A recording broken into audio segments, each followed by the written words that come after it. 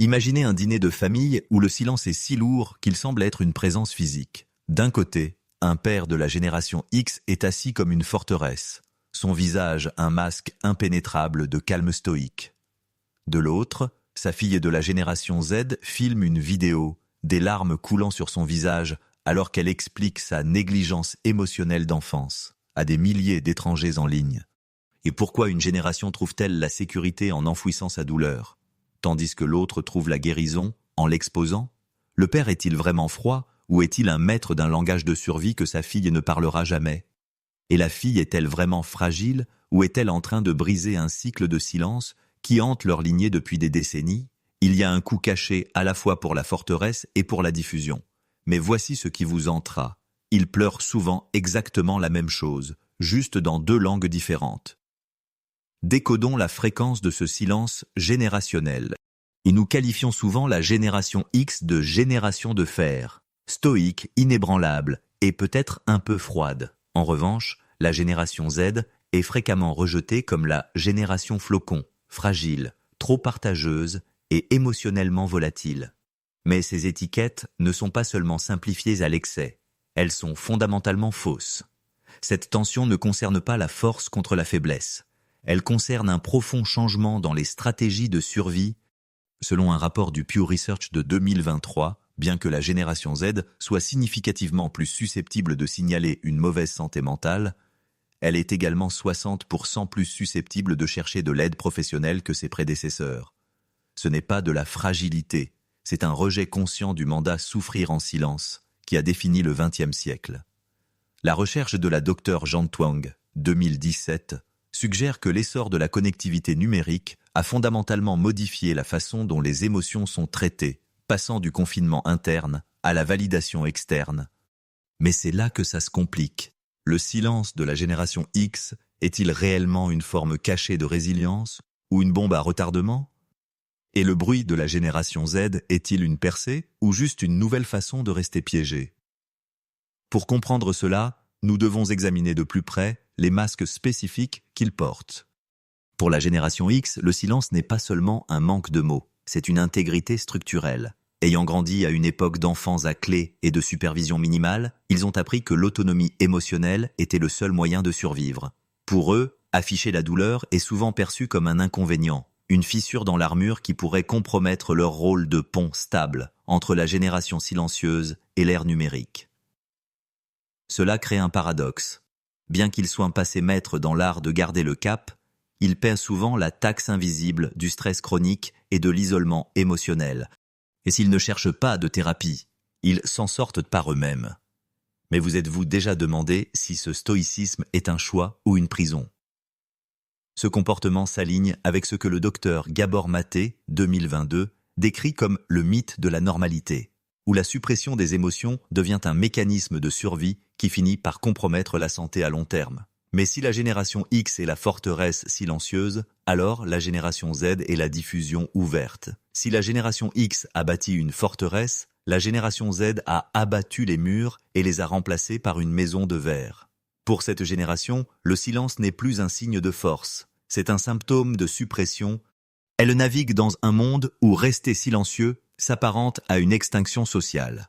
Influencée par le paradigme de la vulnérabilité, popularisé par des chercheurs comme la Dr Brené Brown, la génération Z considère le partage public des traumatismes et de la neurodivergence comme un acte révolutionnaire d'authenticité. Cependant, cela crée un paradoxe fascinant.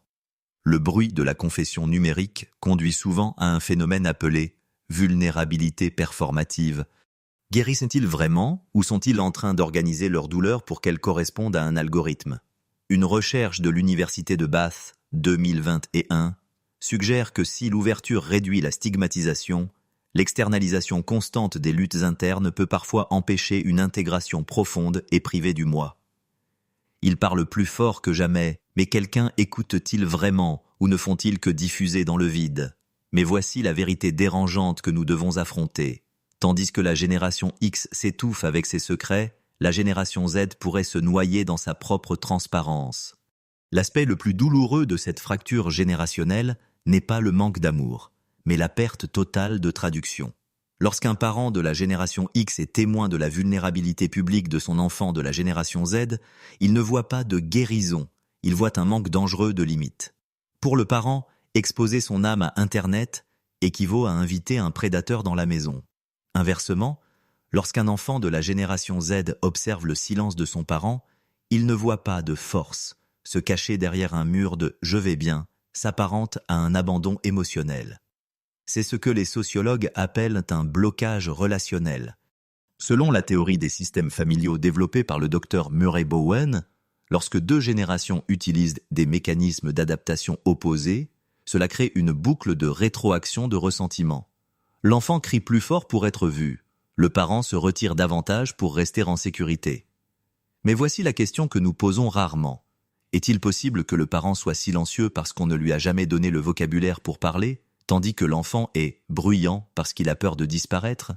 Mais avant de juger l'une ou l'autre partie, nous devons examiner le moteur invisible de ce conflit, la neurobiologie de la construction de leur monde. Le fossé entre le silence de la génération X et le bruit de la génération Z n'est pas le produit de la personnalité, mais une conséquence de la neurobiologie et de l'environnement.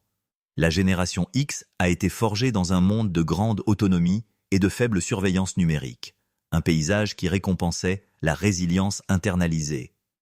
Sur le plan neurologique, cette suppression constante de la détresse peut entraîner une réponse corticale préfrontale épaissie, où le cerveau devient exceptionnellement bon pour désactiver les signaux émotionnels afin de maintenir la concentration sur la survie. Ceci est souvent renforcé par le traumatisme intergénérationnel. Comme l'a noté la chercheuse Rachel Yehuda, 2016, les survivants des époques difficiles transmettent une prédisposition biologique à être sur ses gardes, se manifestant par un silence protecteur. En revanche, le bruit de la génération Z est une réponse directe à un monde hyper connecté et très incertain. Leurs cerveaux ont été recablés par l'économie de l'attention, où l'externalisation émotionnelle est le principal moyen de rechercher la sécurité et la communauté. Cette génération utilise l'effet tampon social, un mécanisme psychologique où le partage de la détresse avec un groupe réduit significativement les niveaux de cortisol. Cependant, parce qu'ils sont la première génération à le faire à l'échelle mondiale, ils font face à un nouveau risque, l'épuisement émotionnel dû à une exposition constante au traumatisme collectif du monde. Mais voici le hic. Que vous vous cachiez derrière un mur ou que vous criez depuis un toit, le besoin humain fondamental reste le même. Nous essayons tous de nous sentir en sécurité dans un monde qui semble de plus en plus instable, mais que se passe-t-il lorsque ces mécanismes d'adaptation deviennent toxiques? Avant de conclure, nous devons examiner les ombres de ces scénarios générationnels. Il est crucial de reconnaître que ni la forteresse ni la diffusion ne sont des solutions parfaites pour l'âme humaine. Bien que nous ayons exploré ces archétypes générationnels, nous devons éviter le piège de romantiser le stoïcisme de la génération X comme héroïque ou de rejeter l'ouverture de la génération Z comme une recherche d'attention. En réalité, ce ne sont simplement que des langages de survie différents nés d'époques différentes. Un silence extrême peut entraîner une nécrose émotionnelle, tandis qu'une diffusion extrême peut conduire à un sens fragmenté de soi où l'identité dépend entièrement de la validation externe. Veuillez noter que cette analyse est à des fins éducatives et introspectives. Elle ne remplace pas un conseil professionnel en santé mentale.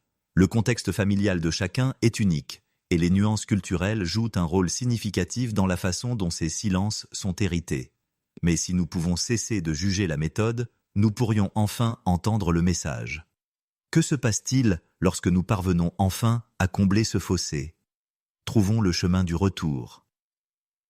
En fin de compte, le silence de la génération X et le bruit de la génération Z ne sont pas les signes d'une relation brisée, mais d'une architecture de survie différente.